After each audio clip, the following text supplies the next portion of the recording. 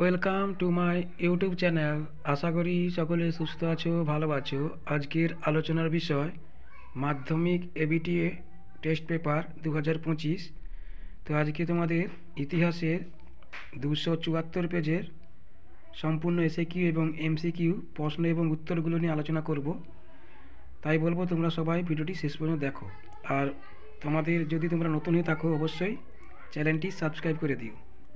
তো তোমাদের প্রথমে 20 নম্বরের এমসিকিউ থাকবে এবং এখানে কোনো অথবা থাকবে না, 20টিই থাকবে, 20টিই করতে হবে এবং প্রত্যেকে 4টি করে অপশান থাকবে।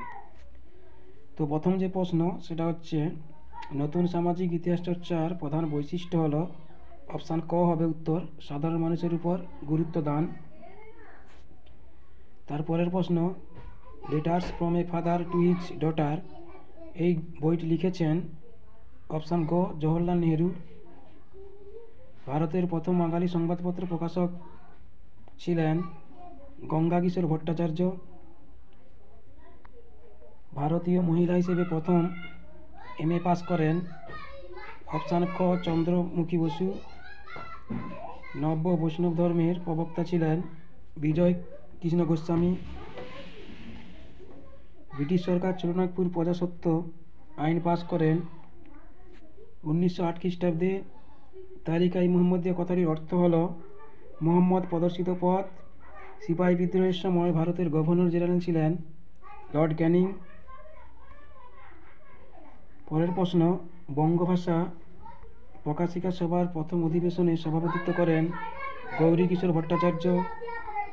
আধুনিক ভারতীয় চিত্রকলার প্রতিকৃতি বলা হয় অবনীন্দ্রনাথ ঠাকুরকে। বাংলায় উন্নত লাইনোটাইপ তৈরিতে কৃতিত্ব দেখান চার্লস উইলকিন্স। বিশ্বভারতী বিশ্ববিদ্যালয়ের প্রথম উপাচার্য ছিলেন রথীন্দ্রনাথ ঠাকুর। বঙ্গভঙ্গের সিদ্ধান্তকে গভীর জাতীয় বিপর্যয় আখ্যা দিয়েছেন সুরেন্দ্রনাথ ব্যানার্জি। পাউল কমিশন গঠিত হয়েছিল 1938 খ্রিস্টাব্দে। ওয়ার্কস অ্যান্ড প্রেজেন্ট পার্টি যুক্ত ছিল সাইমন কমিশন বিরোধী আন্দোলনে।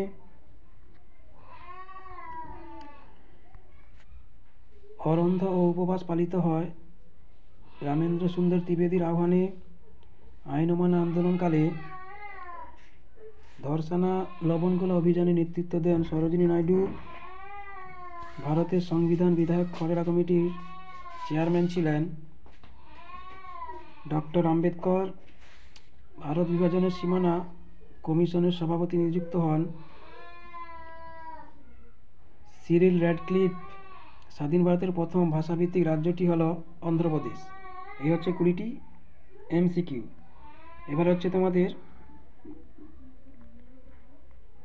এক কথায় প্রশ্নের উত্তরগুলো। প্রথম আন্তর্জাতিক নারী বর্ষ কবে পালিত হয়? এটা হচ্ছে 1975 সালে।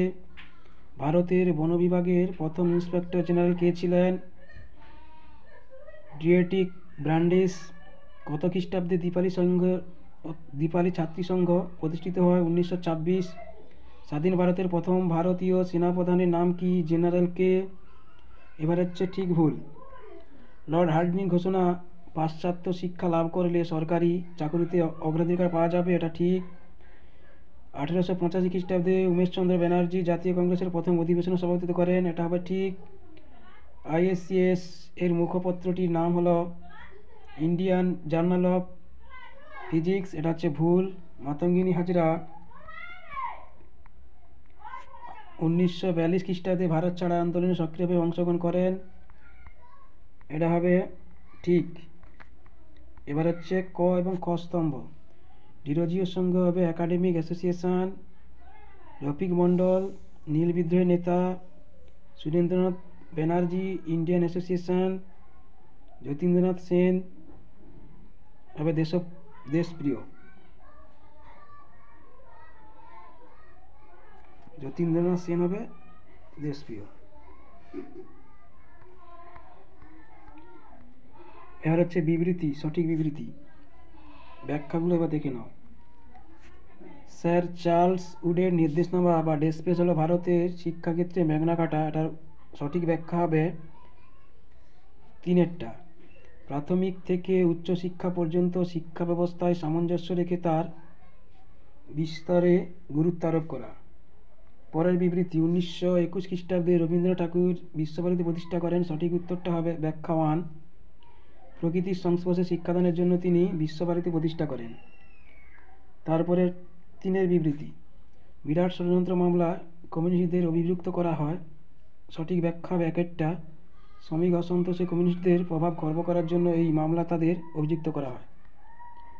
তাহলে 4 নম্বর বিবৃতি, বারদলীয় সত্যাগ্রহ ছিল একটি কৃষক আন্দোলন। সঠিক ব্যাখ্যা হবে 3, এটি ছিল বর্ধিত রাজস্ব না দেওয়ার আন্দোলন। এই হচ্ছে তোমাদের সম্পূর্ণ ইতিহাসের 274 পেজের প্রশ্ন এবং উত্তরগুলো করা আছে এবং তোমরা এইগুলো করে নেবে, ঠিক আছে। আর যদি তোমাদের পিডিএফটা দরকার হয় অবশ্যই তোমরা আমাকে কমেন্টে জানাবে, আমি টেলিগ্রামে দিয়ে দেবো। তোমাদের সম্পূর্ণ এইভাবে সমস্ত বিষয়গুলো এইভাবে তোমাদের সলভ করে দেবো, তাই তোমরা অবশ্যই চ্যানেলটি সাবস্ক্রাইব করে পাশে থেকো, ঠিক আছে।